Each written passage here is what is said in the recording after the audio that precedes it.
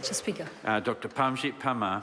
Mr. Speaker, thank you for the opportunity to take this call to support the Social Security Extension of Young Persons Services and Remedial Matters Amendment Bill. Mr. Speaker, the purpose of this bill is to extend youth services to 19-year-old beneficiaries with children and 18 and 19-year-old beneficiaries without children who are considered to be at significant risk of long-term welfare dependency. Mr. Speaker, for 18 and 19-year-old beneficiaries, there will be risk assessment done, and we heard from the opposition members that that will stigmatize young people.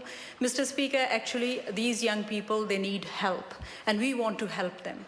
And Mr. Speaker, the risk assessment will be a very transparent process.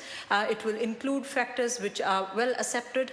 For example, the level of education, involvement in employment or training, contact with child, youth or family, and justice system. So these kind of factors will be used for risk assessment model, Mr. Speaker.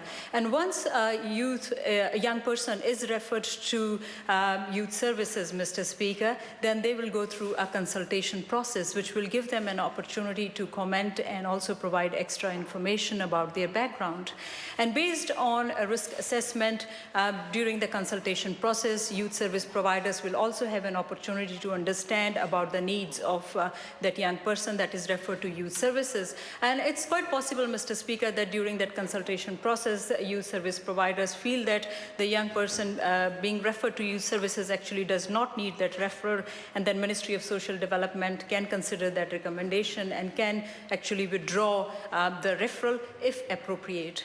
Mr. Speaker, we also heard about sanctions, and yes, when these young people will be referred to youth services, they will have obligations to meet, and if they meet their obligations, there will be incentives, and if they don't, there will be sanctions. Mr. Speaker, 19-year-old beneficiaries with children, they will be required to work towards NCA Level 2 if they don't have NCA Level 2, and they will be required to take budgeting and parenting course. 18 and 19-year-old beneficiaries will be required to again work towards NCA Level 2 and take up a budgeting course.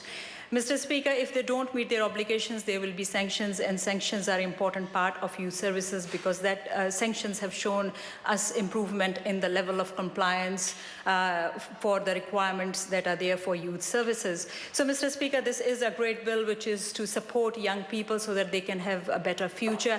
This government is committed to providing that support to our young people. I support this bill and commend this bill to the House. Thank you, Mr. Speaker. Potifari?